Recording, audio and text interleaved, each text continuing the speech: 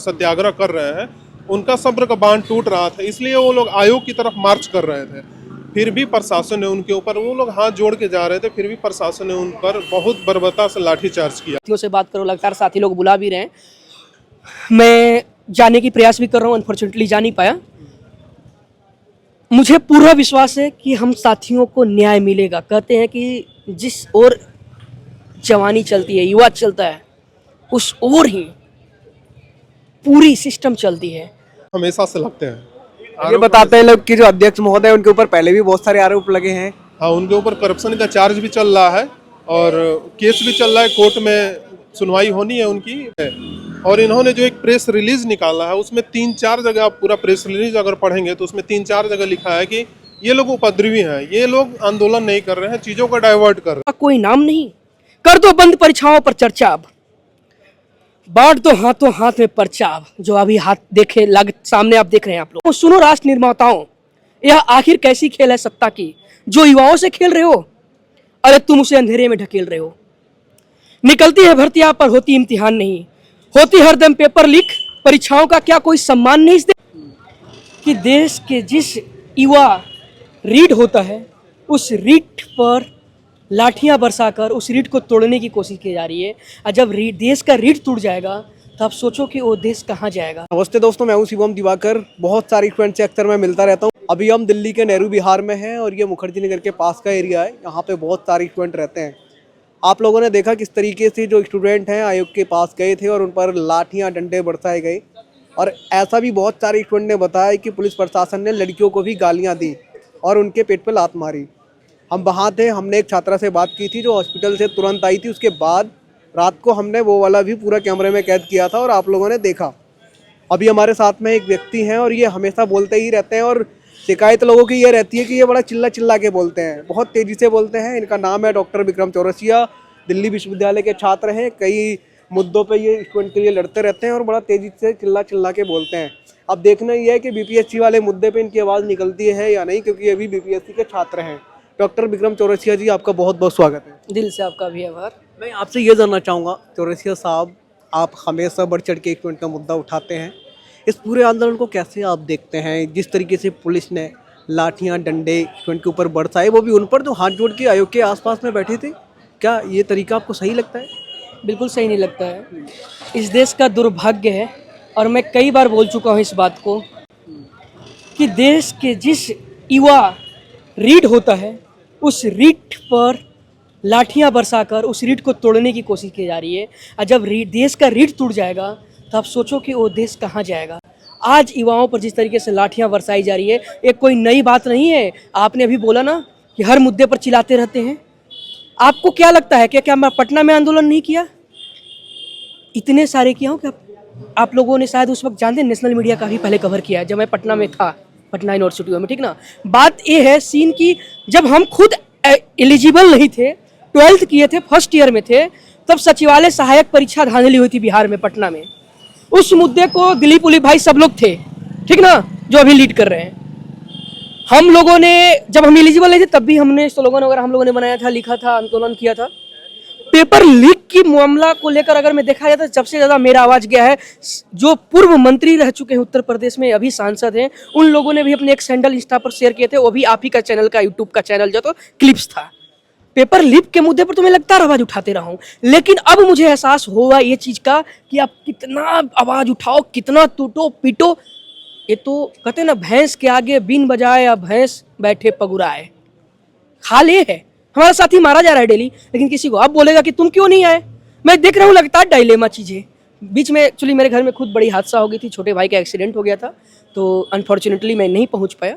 But हम अभी फिर प्रयास कर रहा हूँ जाने का, लेकिन जिस तरीके से चीज़ों को देख रहा हूँ और ऑनेस्टली देखिए बातें मैं फिर वही कहूँगा, हर वीडियो में बोलता हूँ, हर जगह बोलता हूँ, इस देश का हम नागरिक हैं।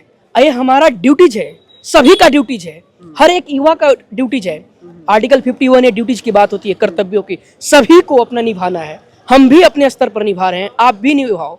तो बहुत पहले आपके कुछ चैनलों के माध्यम से काफ़ी वीडियो वायरल हुआ था, फिर एक मैंने पोएम भी लिखा था, ये भी काफ़ी वायरल हुआ था, आप लोगों ने देखा होगा, जागो युवाओं बुलंद अपनी आवाज़ करो।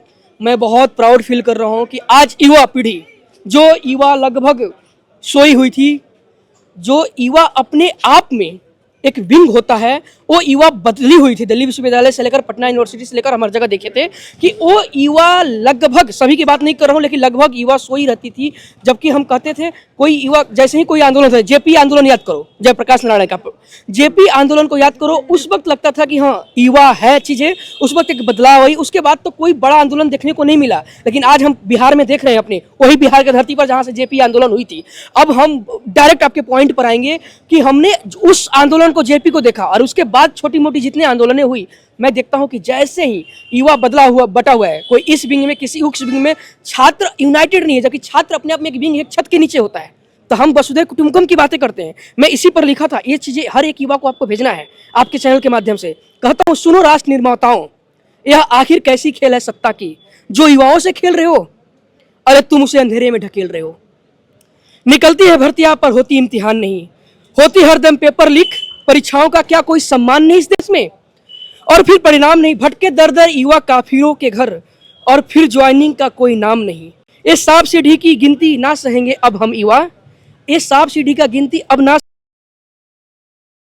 लटकेंगे युवा। आखिर कब तक युवाओं का सम्मान नहीं, क्या चुनाव में उसका कोई नाम नहीं।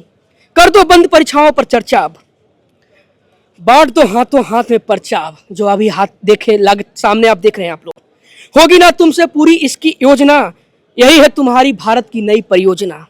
छीन ली युवाओं की जवानी तुम, पेपर में गलत सवाल डालते हो, छीन ली नदियों की रवानी तुम, यार मन में कैसे कैसे ख्याल पालते हो। मैं हूं बेरोजगार युवा, इसी के नाते कह दूं दो चार बातें।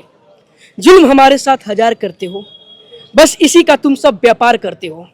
अब मौन नहीं रहना है, सारे युवाओं से कहता हूं, अब मौन नहीं रहना है, अब और नहीं सहना है। जागो युवाओं, बुलंद अपनी आवाज करो, अधिकारों का जोर भरो, अब कुछ ऐसी हुंकार करो, लड़खड़ाती व्यवस्था को पार करो। झुकना नहीं है अब, रुकना नहीं है अब, अपने हक का हिसाब करो। आओ हम सब मिलकर इस झूठी बेनकाब सत्ता को बेनकाम करो। एक्चुअली इसको लिखने के, कहने के पीछे बहुत पहले मैंने लिखा था, सच्चाई है। लेकिन एक बहुत पहले कविता तो लिखी गई थी, लेकिन आज आप परिदृश्य में देखो, जो हमारे छात्र साथी पटना बिहार में जिस तरीके से संघर्ष कर रहे हैं, लाठियां खा रहे हैं, पुलिस की बदी बदी गालियां सुन रहे हैं, इससे लोकतंत्र शर्मसार हो गया है। पार्लिया में बैठे हुए सारे लोगों की एक ड्यूटीज होनी चाहिए, ड्यूटीज नहीं है, मैं कहता हूं जवाबदेही होना चाहिए, अकाउंटेबिलिटी होनी चाहिए। आपने बीपीएससी के प्रीलिम्स इस बार दिया था? जी दिया था, बिल्कुल दिया था। दुख है इस बात का कि बहुत अच्छा मेरा पेपर गया था, आप मिला लो। मैं बीपीएससी का पेपर गया था आपका? दरभंगा गया था साहब, बहुत दूर थी, दिल्ली से देने गए? जी, मेरा मित्र था, पिछली बार आईएएस का इंटरव्यू दिया था, आनंद मोहन, उसका भी वही था, सेम हम लोग का सेंटर था, गए थे। 2-3 किलोमीटर के आसपास में स्कूल था, सेम सिटी में था।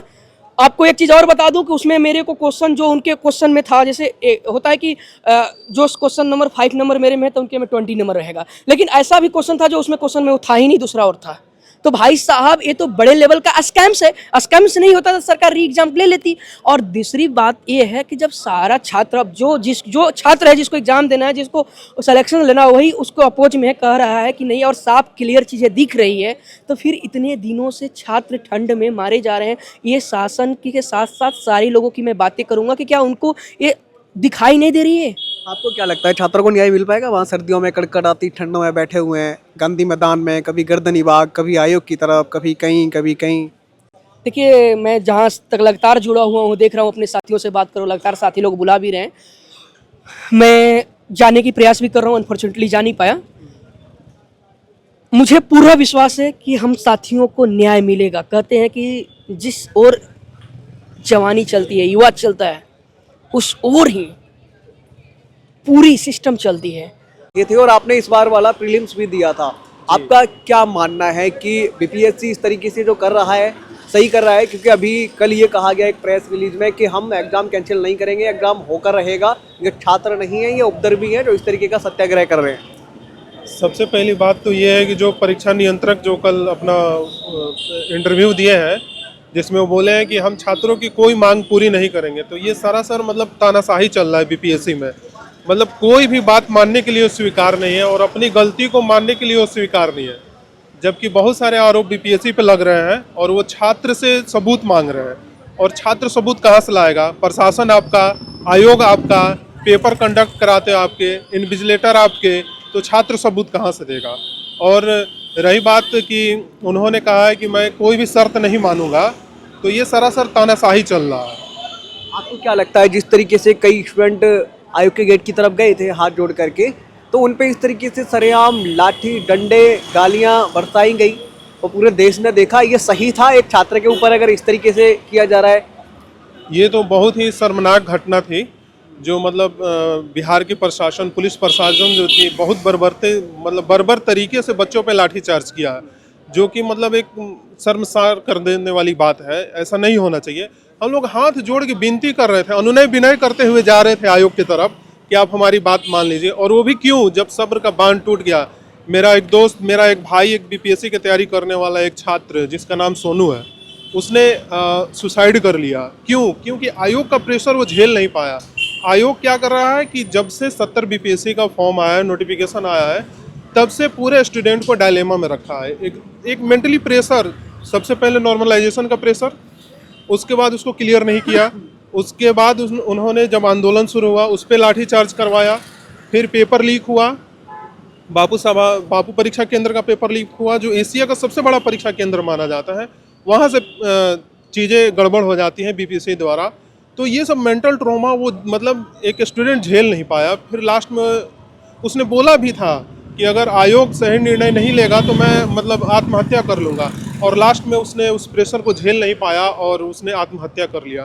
तो ये बहुत ही दुखद घटना थी, और ये सब्र का बांध टूट रहा था हम लोगों का। जो भी वहाँ पे हमारे छात्र बहनें जो भी हैं वहाँ पे सत्याग्रह कर रहे हैं, उनका सब्र का बांध टूट रहा था, इसलिए वो लोग आयोग की तरफ मार्च कर रहे थे। फिर भी प्रशासन ने उनके ऊपर, वो लोग हाथ जोड़ के जा रहे थे, फिर भी प्रशासन ने उन पर बहुत बर्बरता से लाठीचार्ज किया है। आप क्या मानते हैं, जैसे एक स्टूडेंट ने सुसाइड कर लिया, ऐसा बताया जा रहा है कि जो वहाँ के थानेदार साहब हैं उन्होंने कहा है कि आत्महत्या की गई है। क्या और भी स्टूडेंट ऐसे कदम उठा सकते हैं? क्योंकि अब बहुत सारे स्टूडेंट ये कह रहे हैं बीपीएससी का मामला को समझ ही नहीं आ रहा है। कभी कहता है कि हम नॉर्मलाइजेशन नहीं करेंगे जब छात्र आंदोलन करते हैं, तो कभी कहता है कि हम एग्जाम कैंसिल नहीं करेंगे, कभी कहता है कि एग्जाम बिल्कुल सही तरीके से होता है जब भी लीक हो जाता है। किस तरीके के प्रेशर से आप लोग मेंटली गुजरते हैं, क्योंकि अपना घर परिवार छोड़ करके सब यहाँ पे आके तैयारी आप लोग करते हैं और समय धीरे धीरे करके ऐसे निकल जाता है? आज देखिए 5-6 साल से सब लोग तैयारी कर रहा है, और ये जो आरोप लगाते हैं ना कि छात्र उपद्रवी हो गए हैं, क्रिमिनल, ये एक आयोग के अध्यक्ष का मतलब बयान है। और इन्होंने जो एक प्रेस रिलीज निकाला है उसमें 3-4 जगह, आप पूरा प्रेस रिलीज अगर पढ़ेंगे तो उसमें 3-4 जगह लिखा है कि ये लोग उपद्रवी हैं, ये लोग आंदोलन नहीं कर रहे हैं, चीज़ों को डाइवर्ट कर रहे हैं। तो मतलब ये बहुत ही शर्मनाक बात है। ये आयोग के अध्यक्ष से हम लोग ऐसा उम्मीद नहीं कर रहे हैं, और बाकी बिहार की सरकार से हम लोगों को उम्मीद है। आज आप देखे होंगे कि कुछ प्रशासन के लोग आए थे एक डेलीगेशन के लिए, तो वो कह रहे हैं कि आप चलिए आयोग से बात करवाते हैं। हम लोग को आयोग से क्या बात करना है? आयोग ने तो क्लियर कर दिया कि हम परीक्षा कैंसिल नहीं करेंगे। हमको माननीय मुख्यमंत्री नीतीश कुमार से बात करना है, तो उनसे वो लोग बात नहीं करवा रहे हैं, इसलिए थोड़ी समस्या हो रही है। आपकी क्या मांग है? अभी भी यही चाहते हैं कि री एग्जाम हो? जी बिल्कुल, हम शुरू से ही, जब से सत्याग्रह शुरू हुआ है तब से सभी स्टूडेंट का एक ही मांग है, री एग्ज़ाम, री एग्ज़ाम और री एग्ज़ाम, और कुछ नहीं। और कुछ से समझौता हो ही नहीं सकता है, क्योंकि ये हमारे साथ नाइंसाफ़ी हो रहा है ना। री एग्ज़ाम के अलावा और कुछ चाहिए ही नहीं। जैसे कि एक सेंटर की बात नहीं है ना, वहाँ पे 12,000 बच्चे हैं, और जो लोग परीक्षा दे चुके हैं और जो अभी देंगे 4 तारीख को परीक्षा, उसमें काफ़ी डिफरेंस होगा। एक तरीके से बहुत सारे स्टूडेंट ये कह रहे हैं कि एक तरीके से फिर से नॉर्मलाइजेशन हो जाएगा अगर ऐसा होगा। बिल्कुल, और कोई ऑप्शन ही नहीं है। आयोग के अध्यक्ष क्लियर भी नहीं कर रहे हैं कि हम नॉर्मलाइजेशन नहीं करेंगे। वो कह रहे हैं कि हम समान रिजल्ट जारी करेंगे और एक ही दिन रिजल्ट जारी करेंगे। तो आप कैसे करेंगे? आप ये चीज़ बता भी नहीं रहे कि हम रिजल्ट कैसे जारी करेंगे। वो 1-2 मतलब 50-100 बच्चों की बात है नहीं, वहाँ पे 12,000 बच्चों की बात है। बीपीएससी में कहीं ना कहीं धांधलेबाजी होती रहती है क्या? आरोप तो हमेशा से लगते हैं। ये बताते हैं लोग कि जो अध्यक्ष महोदय उनके ऊपर पहले भी बहुत सारे आरोप लगे हैं। हाँ, उनके ऊपर करप्शन का चार्ज भी चल रहा है और केस भी चल रहा है, कोर्ट में सुनवाई होनी है उनकी, फिर भी वो अध्यक्ष पद पे बैठे हुए हैं। और आज से नहीं, शुरू से ही बीपीएससी पे कभी ना कभी मतलब पेपर धांधली का या फिर ऐसे बहुत सारे आरोप लगते आ रहे हैं। आप मुख्यमंत्री जी से कुछ रिक्वेस्ट करना चाहेंगे, क्योंकि लोग कहते हैं बड़े अच्छे मुख्यमंत्री जी हैं, युवाओं की बात सुनते हैं, लेकिन अभी तक तो उन्होंने कुछ भी नहीं सुना है। जी, मतलब माननीय मुख्यमंत्री जी हमारे बिहार के एक प्रगति यात्रा पे निकले, वो कैसा प्रगति चाहते हैं हमको नहीं पता है, क्योंकि पूरे बिहार का युवा तो पटना में सत्याग्रह कर रहे हैं, अपने भविष्य के लिए सत्याग्रह कर रहे हैं, और ये एक अलग प्रगति यात्रा पे है। मतलब ये कैसा प्रगति चाहते हैं समझ में नहीं आ रहा है।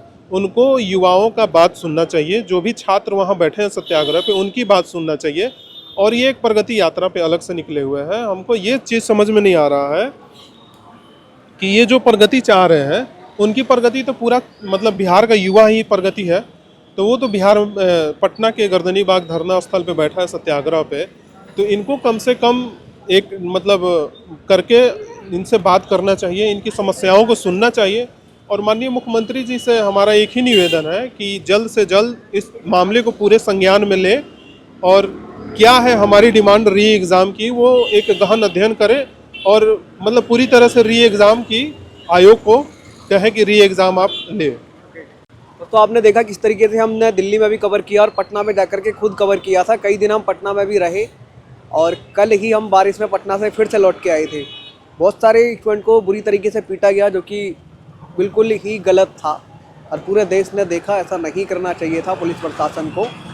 मिलते हैं आपसे किसी और वीडियो